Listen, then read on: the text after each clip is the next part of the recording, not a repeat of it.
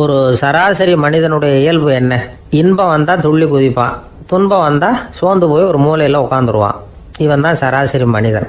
ஆனால் ஒருத்தன் இன்பம் வந்தால் அதுக்காக மகிழ்ச்சி அடையிறதில்ல, துன்பம் வந்தால் அதுக்காக சோர்ந்து போகிறதில்ல அப்படின்னு வச்சுக்கோங்க. அப்படி இருந்தால் அவன் சாதாரண ஆள் கிடையாது. ஒரு ஊரில் ஒரு ஞானி இருந்தார். அவரை தேடிட்டு ஒரு பெரியவர் வந்தார். ஐயா, ஞானத்தில் சிறந்த ஞானம் எது அப்படின்னு கேட்டாராம். இதுக்கு அந்த ஞானி என்ன பதில் சொன்னார் தெரியுமா?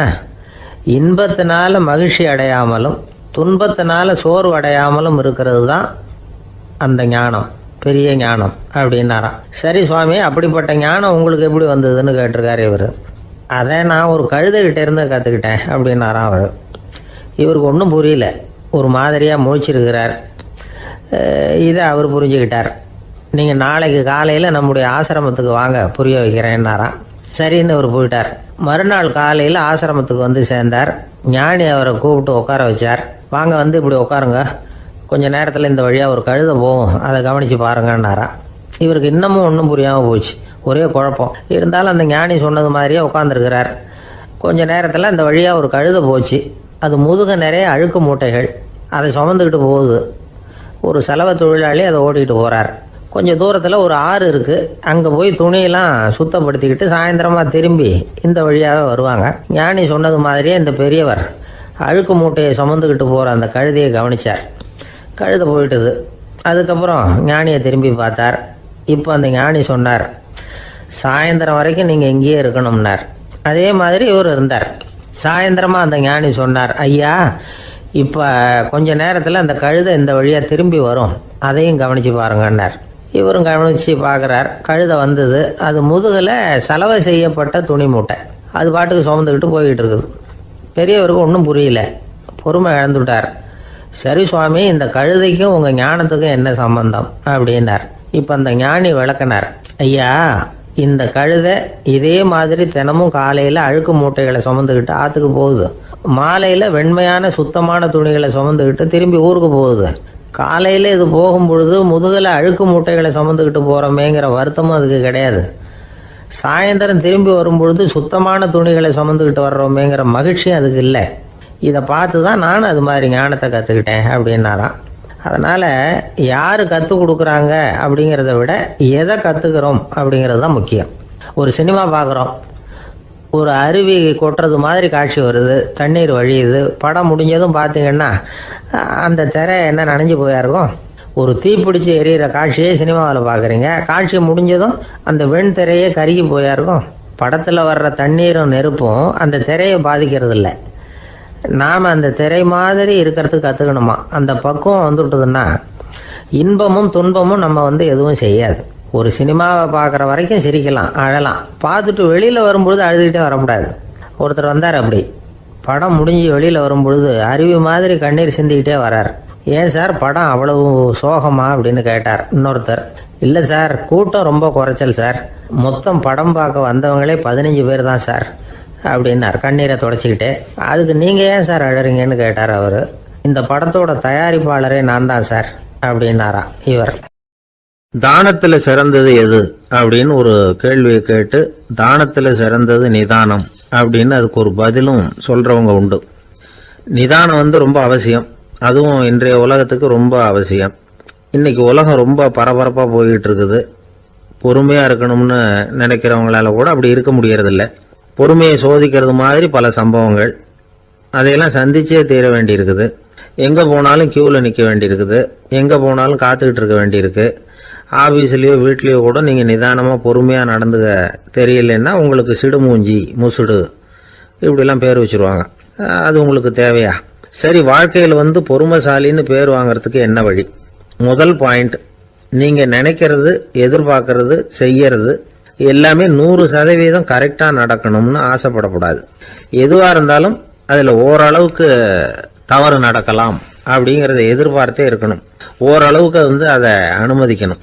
ஒரு நண்பரை 6 மணிக்கு ஒரு இடத்துக்கு வர சொல்லியிருக்கிறீங்க, 6 மணிக்கு அவர் வரல, உடனே பொறுமை இழந்து நடந்துக்கக்கூடாது. ஒரு 10 நிமிஷம் டிலே ஆகலாம். ஒரு வர்ற வழியில் பஸ்ஸு கூட ஏதாவது டிராஃபிக்கில் மாட்டியிருக்கலாம். அதெல்லாம் எதிர்பார்த்தே கொஞ்சம் காத்திருக்கிறதுல ஒன்றும் தப்பு இல்லை. சில சமயம் டிலே ஆகிறது கூட நல்லதாக முடியும். ஒரு பஸ்ஸை தவற விட்டுட்டு ஐயோ கொஞ்சம் ஒரு 2 நிமிஷம் முன்னாடி வந்திருந்தா பிடிச்சிருக்கலாமே அப்படின்னு தவிச்சுக்கிட்டு இருப்பாங்க சில பேர். அடுத்தபடியாக வர்ற பஸ்ஸு நேரடியாக நீங்கள் போக வேண்டிய இடத்துக்கே கொண்டு போய் விடுற பஸ்ஸாக கூட இருக்கலாம். அது உங்களுக்கு முன்னாடி தெரியாதுல்ல. சில நெருக்கடியான சூழ்நிலைகளை தமாஷா எடுத்துக்கிறதுக்கு பழகிக்கணும். சில இடங்களுக்கு போகிறப்ப காத்திருக்கிறதுக்கு நம்ம மனசை தயார்படுத்திக்கிட்டே போகணும். ஒரு ரயிலுக்கோ பஸ்ஸுக்கோ அல்லது விமானத்துக்கோ கப்பல் பிரயாணத்துக்கோ போகிறப்போ அங்கே போய் நீங்கள் மணிக்கணக்கில் கூட காத்துக்கிட்டு தான் இருக்கணும். புறப்படுற நேரம் கூட மாறலாம். நீங்கள் போய் சேர்ந்ததும் அது உடனே புறப்படணும்னு கட்டாயமாக என்ன? அது மாதிரி சமயத்தில் படிக்கிறதுக்குன்னு சில சுவாரஸ்யமான புத்தகங்களையும் கையில் எடுத்துக்கலாம். உங்களை சுற்றி எவ்வளவோ சுவாரஸ்யமான சம்பவங்கள் நடந்துக்கிட்டு இருக்குதுல்ல, அதையெல்லாம் வேடிக்கை பாருங்கள். எதுக்காக காத்துக்கிட்டு இருக்கிறோமோ அந்த காரியத்தில் உண்மையாகவே நமக்கு ஒரு அக்கறை இருந்தால் நமக்கு போர் அடிக்காது. சில கோயில்களில் பார்த்துருப்பீங்க, தரிசனத்துக்காக பக்தர்கள் நாள் கணக்கில் காத்துக்கிட்டு இருப்பாங்க. அவங்களெலாம் அழுத்துக்கிறது இல்லை. ஆண்டவனை தரிசிக்கணுங்கிற உண்மையான அக்கறை இருக்கிறதுனால அவங்களுக்கு போர் அடிக்கிறது இல்லை. ஆனால் சில சினிமா தியேட்டரில் கூட பார்க்கலாமே, சினிமா கியூ கூட அப்படி தான். சாயந்தரம் 6 மணி ஆட்டத்துக்கு காலம்பரம் 6 மணிக்கே போய் கூட காத்துக்கிட்டு இருப்பாங்க. அவங்களுக்கெல்லாம் போர் அடிக்காது, படம் பார்க்குற ஆர்வம். இன்னொரு முக்கியமான விஷயத்தை நாம் பழக்கப்படுத்திக்கணும். லிவ் ஃபார் தி மூமெண்ட் அப்படிங்கிறாங்க நிபுணர்கள். ரொம்ப பேர் எப்படின்னா அடுத்தபடியாக நடக்க போகிற விஷயத்திலேயே கவனமாக இருப்பாங்க. அந்த நினைப்புலேயே இந்த நிமிஷத்தை பொறுமை இல்லாமல் கழிப்பாங்க. ஒருத்தர் இருக்கார், அவர் எப்படின்னா ஆஃபீஸ் முடியறதுக்குள்ளேயே சார் 5 மணிக்கெல்லாம் ரெடியாக இருங்க, நாம் அந்த ஹோட்டலில் போய் டிஃபன் சாப்பிட்ணும் அப்படின்னு 4 மணிலேருந்து சொல்லிகிட்டு இருப்பார். 4:55க்கே பரபரப்பாக ஓடி வருவார். 2 பேரும் புறப்படுவோம், ஹோட்டலுக்கு போவோம், சாப்பிட்டுக்கிட்டு இருப்போம். அப்படி சாப்பிட்டுட்டு இருக்கிறப்ப சார் சாப்பிட்டு முடித்ததும் நேராக ஒரு ஜவுளி கடைக்கு போகிறோம் அப்படிம்பார். பரபரக்க சாப்பிட்டு முடிப்பார், புறப்படுவார். ஜவுளி கடையில் அவசரமாக சீக்கிரம் பில் போடுங்க சார், சினிமாவுக்கு நேரம் ஆகிடும்பார். சினிமா தியேட்டரில் உட்காந்து அடுத்தபடியாக எங்கே டின்னர் சாப்பிட்றதுன்னு யோசனை பண்ணிகிட்டு இருப்பார். ராத்திரி படுக்கையில் விழுந்ததுக்கு அப்புறமும் நாளைக்கு காலையில் எழுந்திரிச்சதும் அதை பண்ணணும் இதை பண்ணணும்னு திட்டம் போட்டுக்கிட்டே இருப்பார்.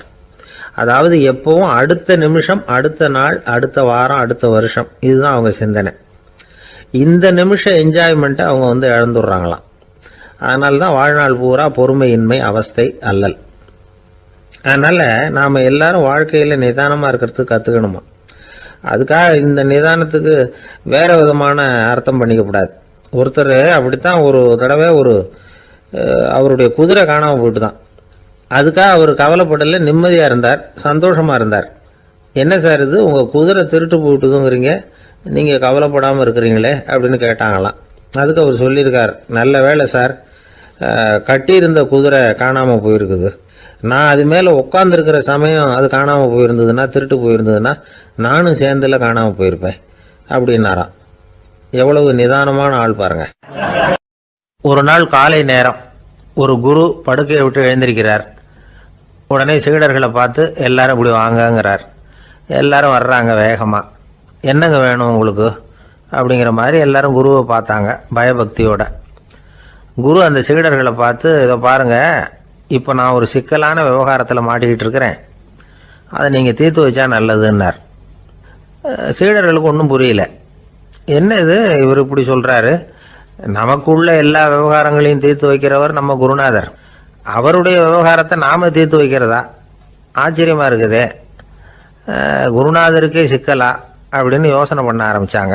இருந்தாலும் ரொம்ப பணிவாக கேட்டாங்க, சுவாமி உங்களுக்கே சிக்கலா, இந்த உலகத்து சிக்கல்களுக்கும் சிரமங்களுக்கும் அப்பாற்பட்டவர் அல்லவா தாங்கள், அப்படிப்பட்ட உங்களுக்கு சிக்கல்னா அது எப்படி அப்படின்னாங்க.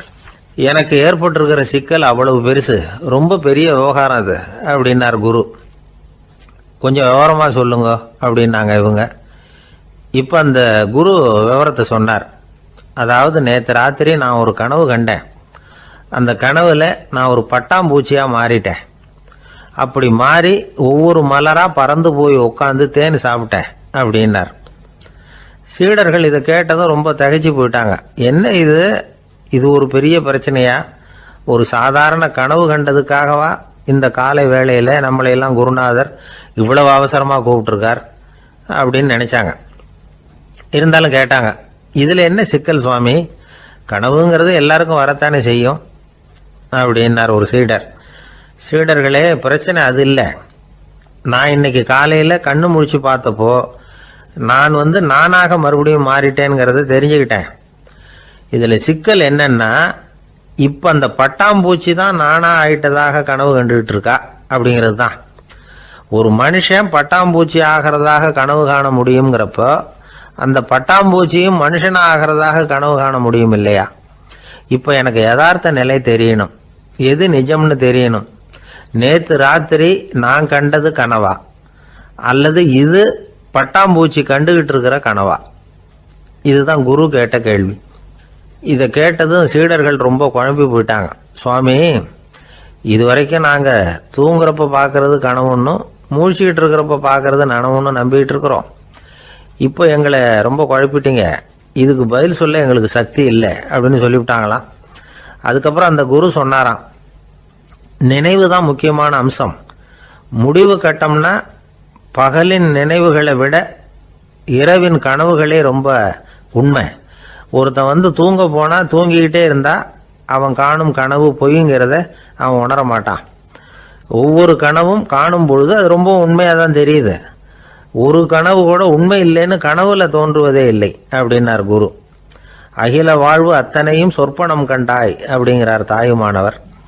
ஆகையினால நம்ம கனவுலேருந்து நாம் என்னைக்கு முழிச்சிக்க போகிறோம் அப்படிங்கிறது தான் ஒரு முக்கியமான கேள்வி. ஒருத்தர் வந்தார், காலில் கட்டோடு வந்தார். என்னங்க காலில் கட்டுன்னு? சார், நேற்று ராத்திரி தூக்கத்தில் எங்கள் வீட்டு கூரையில் ஏணியை சாத்தி வச்சு இறங்கினப்போ வழுக்கி விழுந்து காலை உடச்சிக்கிட்டேன்னார். உங்கள் வீட்டில் தான் ஏணியே கிடையாது சார் அப்படின்னு. உண்மைதான் சார், நான் கீழே விழுந்து முழிச்சுக்கிட்டதுக்கு அப்புறம் தானே ஏணி இல்லைங்கிறது எனக்கு ஞாபகம் வந்தது அப்படின்னார். சில பேர் ஆளை பார்த்தா 60 வயசு மாதிரி தோணும், உண்மையான வயசு என்னன்னு பார்த்தா 40 அல்லது 45. சில பேரை பார்க்கறதுக்கு 45 மாதிரி தெரியும், உண்மையிலேயே 65 தாண்டி இருப்பாங்க. ஒரு மனிதனுக்கு 2 வகையான வயது உண்டுங்கிறார் ஓஷோ. அதாவது உடம்புக்குன்னு ஒரு வயசு, மனசுக்குன்னு ஒரு வயசு. முதல் உலக மகாயுத்தம் நடந்தது இல்லையா, அது முடிஞ்சதுக்கு அப்புறம் முதல் தடவையா மனிதனின் மூளை வளர்ச்சியை பற்றி மனநல வைத்தியர்கள் ஒரு கணக்கெடுப்பு சோதனை நடத்தினாங்களாம். அது வரைக்கும் மனிதனுக்கு 2 வகையான வயது உண்டுன்னு யாரும் சிந்திச்சதே இல்லையா. அந்த உலக மகாயுத்தம் முடிஞ்சதுக்கு அப்புறம் மனிதனுடைய சராசரி மனதின் வயதை கணக்கிட்டு பார்க்கும் பொழுது அவங்களுக்கெல்லாம் ரொம்ப அதிர்ச்சியாக இருந்துதான். ஏன்னா அது ரொம்ப பின்தங்கிய நிலையில் இருந்திருக்கு, வளர்ச்சி அடையாத நிலையில் இருந்திருக்கு. அவங்க கண்டுபிடிச்ச பிரகாரம் அப்போ மனசோட சராசரி வயசு என்ன தெரியுமா? 14.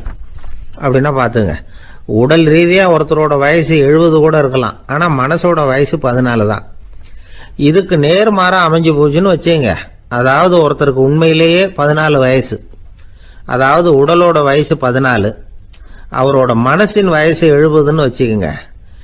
இப்படி அமைஞ்சுட்டுதுன்னா அவர் சீக்கிரம் ஞானத்தன்மை அடைஞ்சிருவார் அப்படின்னு அர்த்தம். இப்போ நமக்கெல்லாம் உடம்போட வயசு மனசோட வயசு ரெண்டும் ஒன்றா இருந்துட்டா அதுவே போதும், அதுவே பெரிய விஷயம். இப்போ எமர்சன் கிட்ட போய் ஒருத்தர் கேட்டாராம், உங்கள் வயசு என்ன அப்படின்னு. அவர் உடனே பதில் சொல்லியிருக்கார், 360 வருஷம் அப்படின்னாராம். கேட்டவர் குழம்பி போயிட்டார். அவர் என்ன சொல்கிறாரு, 360 வயசா? என்ன நம்ம காதில் தான் சரியாக விழலையா?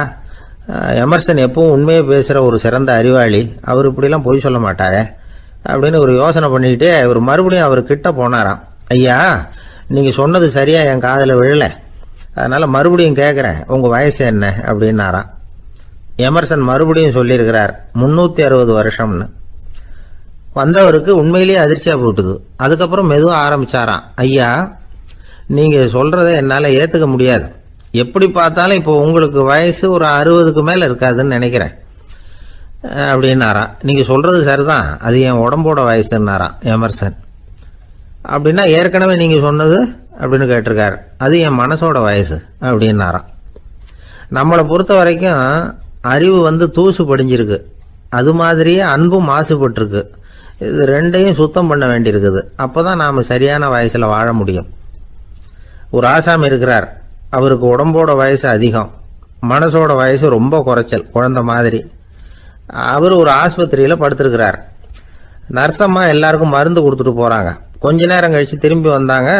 அப்போ இவர் அந்த அம்மாவை கூப்பிட்டு சொல்கிறார், இதை பாருங்கள் சிஸ்டர், நீங்கள் எல்லாருக்கும் சின்ன சின்ன மாத்திரையாக கொடுத்துட்டு எனக்கு மட்டும் நீளமான மாத்திரையாக கொடுத்துட்டீங்க. முழுங்கிறதுக்கு ரொம்ப கஷ்டமாக போச்சு. இனிமேல் எனக்கும் சின்ன மாத்திரையாக கொடுங்க சிஸ்டர் அப்படின்னாராம். அந்த அம்மா உடனே அதிர்ச்சி ஆகி தலையில் அடிச்சுக்கிட்டாங்களாம். நான் கஷ்டப்பட்டு மாத்திரையை மூழ்கினத்துக்கு நீங்க ஏமா தலையில தட்டிக்கிறீங்க அப்படின்னு கேட்டிருக்காரு இவர்.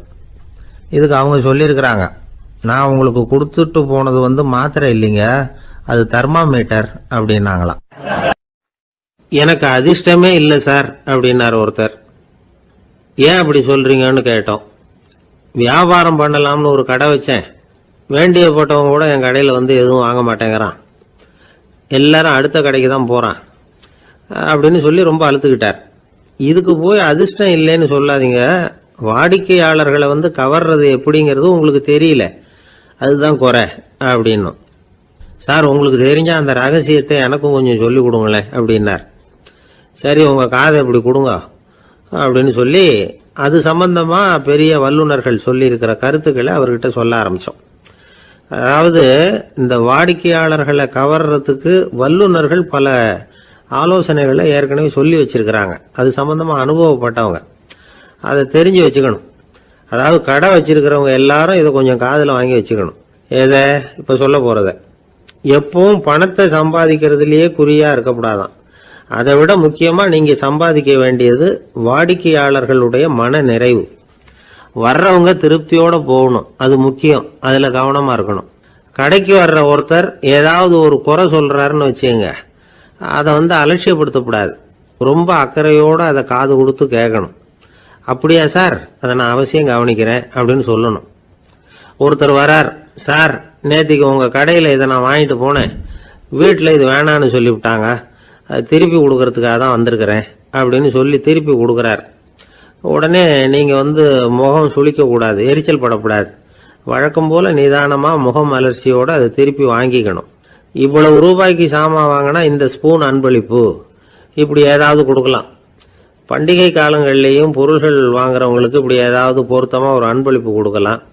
நீங்க கொடுக்கறது ஒரு சர்வசாதாரணமான பொருளா இருந்தா கூட அது வாங்குற ஒரு மனசுல ஒரு மகிழ்ச்சியை ஏற்படுத்தும். எதுவும் உங்களால கொடுக்க முடியலன்னா உங்க முகம் நிறைஞ்ச சிரிப்பையாவது கொடுங்க, அது போதும்.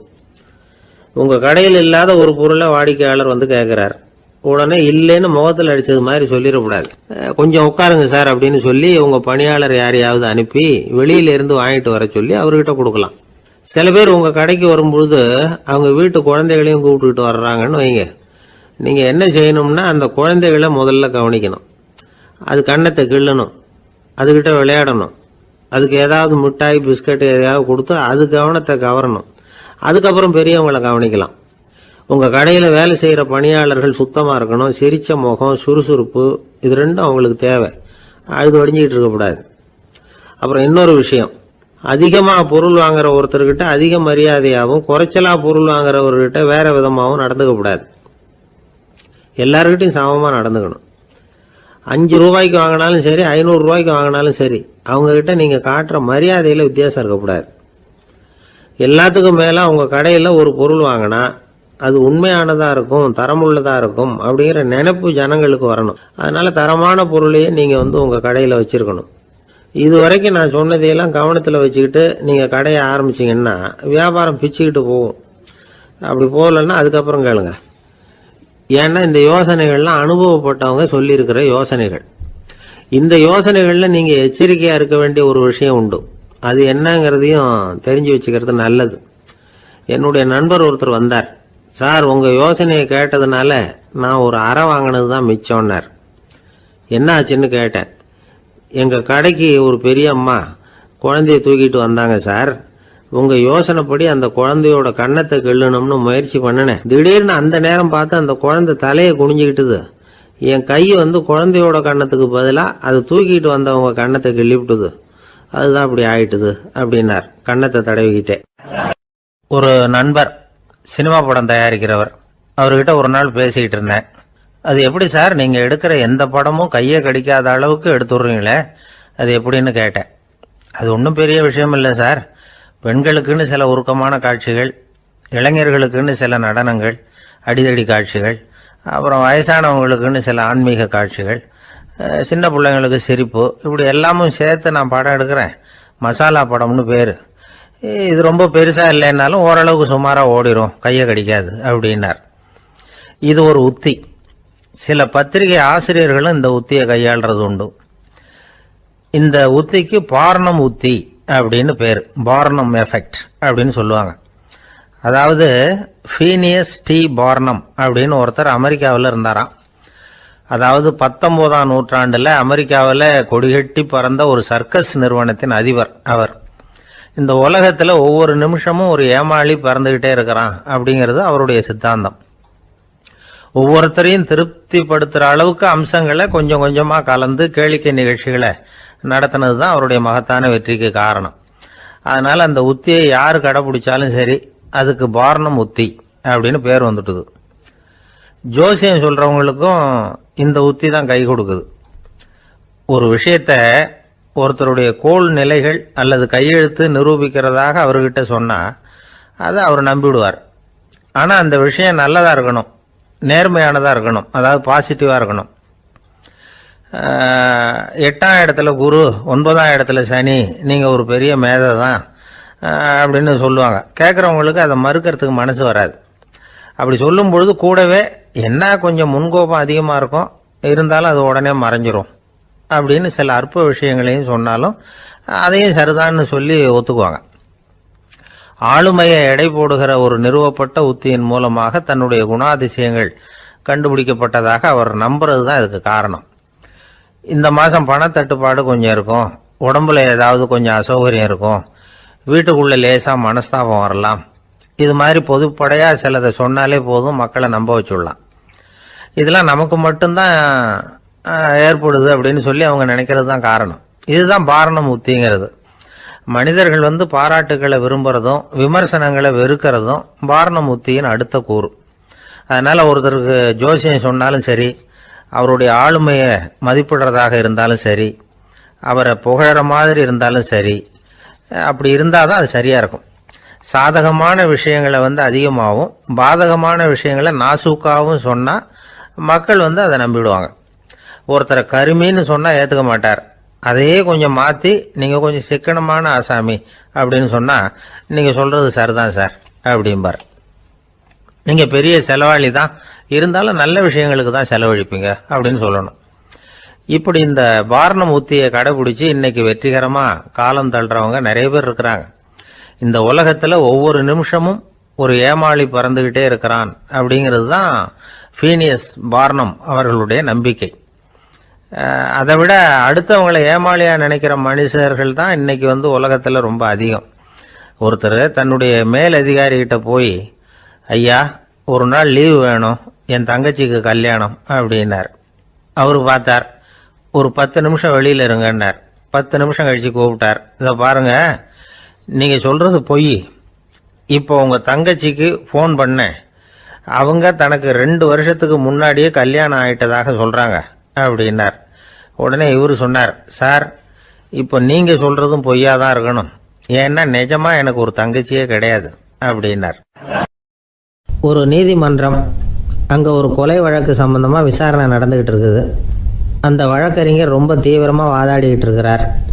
தன்னுடைய கட்சிக்காரர் நிரபராதிங்கிறது அவருக்கு நல்லா தெரியும்.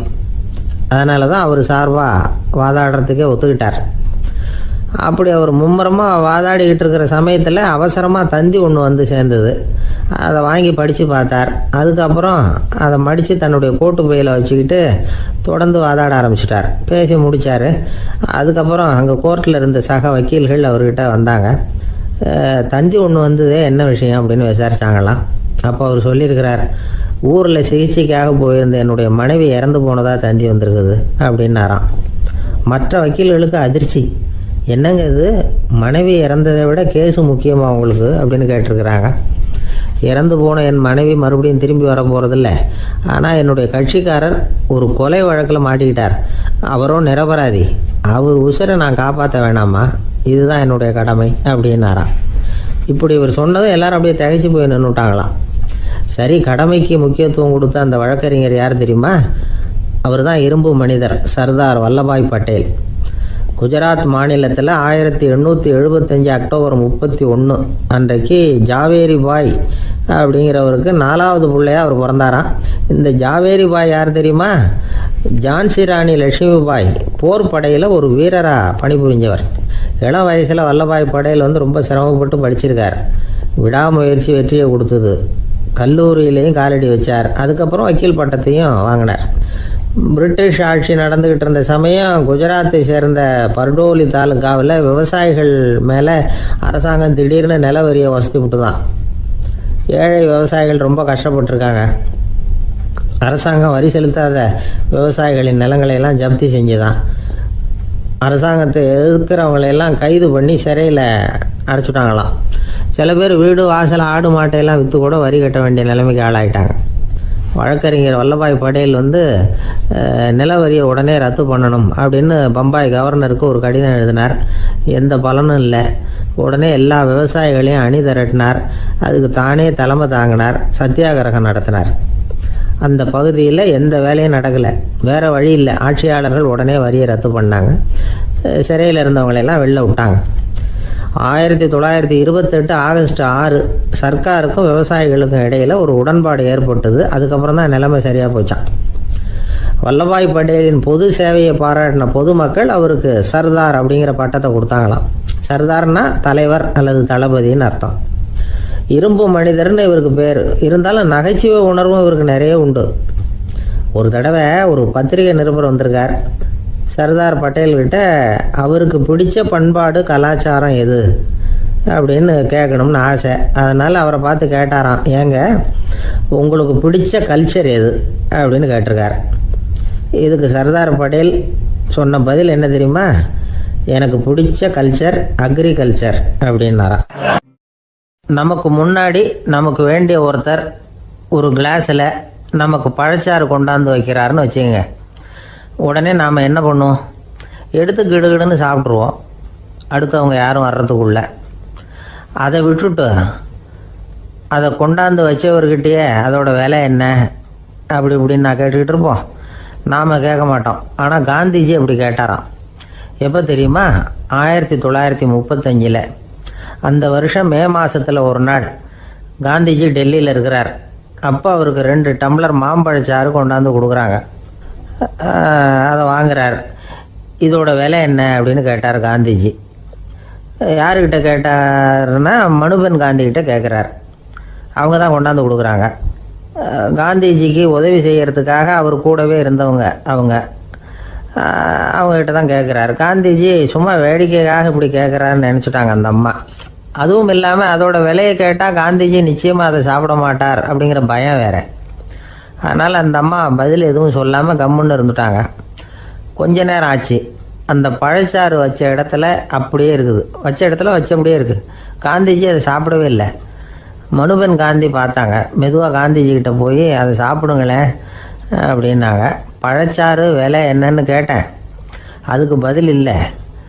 அது முதல் தப்பு. பதிலை எதிர்பார்த்திருந்தும் அதை பற்றி விசாரிக்கலை. அது 2வது தப்பு. இப்படி 2 தப்புகளை பண்ணிவிட்டு என்கிட்ட இதை சாப்பிடுங்கன்னு சொன்னால் அது எப்படி அப்படின்னு கேட்டாராம் காந்திஜி. மனுபென் காந்தி என்ன சொல்கிறதுன்னு தெரியாமல் திகைச்சு போய் நின்றுக்கிட்டு இருந்தாங்க. காந்திஜி தொடர்ந்து சொன்னாராம், இப்போ என் முன்னாடி வச்சிருக்கிற இந்த பழச்சாறு விலை சுமாராக ஒரு ₹1/2 இருக்கும். அது அந்த காலத்து மதிப்பு. இந்த பழச்சாறு இல்லாமல் கூட என்னால் இருக்க முடியும். ஆனால் அவசியமான பொருள்களை வாங்கிறதுக்கு கூட சக்தி இல்லாத மக்கள் இந்த நாட்டில் நிறைய பேர் இருக்கிறாங்க. அப்படி இருக்கிறப்போ எனக்கு என்னத்துக்கு இந்த விலை உயர்ந்த பானம்? இதை இப்போ நான் சாப்பிட்டா என் உடம்பு வேணும்னா ஆரோக்கியமாகலாம், ஆனால் என் மனசு அமைதி அடையாது. எனக்கு என்னுடைய உடல் ஆரோக்கியத்தை விட மன ஆரோக்கியம்தான் முக்கியம். அதனால் இதை நான் சாப்பிட மாட்டேன், எடுத்துகிட்டு போயிடு அப்படின்னாராம். அந்த சமயத்தில் ஒரு அகதி பொண்ணு 2 குழந்தைகளோட காந்திஜியை பார்க்குறதுக்காக வந்தது. வணக்கம் சொல்லிச்சு. காந்திஜி உடனே தனக்கு முன்னாடி இருந்த பழச்சாற்றை எடுத்து அந்த பொண்ணுக்கிட்டையும் குழந்தைகள்கிட்டையும் கொடுத்து சாப்பிட சொன்னார். அவங்க அதை வாங்கி ரொம்ப சந்தோஷத்தோடு சாப்பிட்டாங்களாம். அதை பார்த்த காந்திஜி முகத்தில் ஒரு புன்னகை, ஒரு பரவசம், ஒரு திருப்தி. அவர் மனசு நிறைஞ்சி இருந்தது. அப்போ அவர் சொன்னாராம், ஆண்டவன் எனக்கு எப்பவும் சரியான சமயத்தில் கை கொடுப்பாருங்கிறது அதுக்கு இதுதான் அத்தாட்சி. நான் ஒரு இக்கட்டான சூழ்நிலையில் இருக்கிறப்ப கூட கடவுளின் கருணையால் அந்த சூழ்நிலை என்னை பாதிக்கலை. என் கூட இவ்வளவு நாள் பழகியும் கூட இங்கே இருக்கிறவங்க எனக்கு அதிக விலை உள்ள பழரசத்தை கொடுத்தாங்க. ஆனால் சரியான நேரத்தில் அதை சாப்பிட வேண்டியவங்களை என்கிட்ட அனுப்பி வச்சு என்னை சந்தோஷப்படுத்தினார் கடவுள், அவருக்கு நன்றி அப்படின்னாராம் மகாத்மா காந்தி. உடல் ஆரோக்கியத்தை விட மன ஆரோக்கியம்தான் எனக்கு முக்கியம்னு சொன்னார் பாருங்க. அதை நாம் எல்லாரும் மனப்பூர்வமாக இன்றைக்கி சிந்திச்சு பார்க்கணும். இந்த காலத்தில் எல்லாரும் அப்படியா நினைக்கிறாங்க? எனக்கு தெரிஞ்ச ஒருத்தர் இருந்தார். தினமும் காலையில் ஒரு காஃபி சாப்பிட உட்கார்ற நேரத்தில் பக்கத்து வீட்டுக்காரர் வந்து சேருவார் கரெக்டாக. உடனே அவரும் தனக்குன்னு வந்திருக்கிற காப்பியை எடுத்து மனப்பூர்வமாக பக்கத்து வீட்டுக்காரர்கிட்ட கொடுத்துருவார். அதுக்கப்புறம் அவருக்காக வேறு காப்பி போட்டு கொண்டாந்து கொடுத்தாலும் வேண்டான்னு சொல்லிடுவார். ஆண்டவனாக பார்த்து சரியான நேரத்தில் அவரை எங்கள் வீட்டுக்கு தினமும் அனுப்பி வைக்கிறார் அப்படிம்பார். ஏன் அப்படி சொல்கிறீங்க அப்படின்னு கேட்டோம் ஒரு நாள். அதுக்கு அவர் சொல்கிறார், எனக்கு என்னோட உடல் ஆரோக்கியம்தான் முக்கியம். இதை கடவுள் புரிஞ்சுக்கிட்டு எங்கள் வீட்டு காப்பி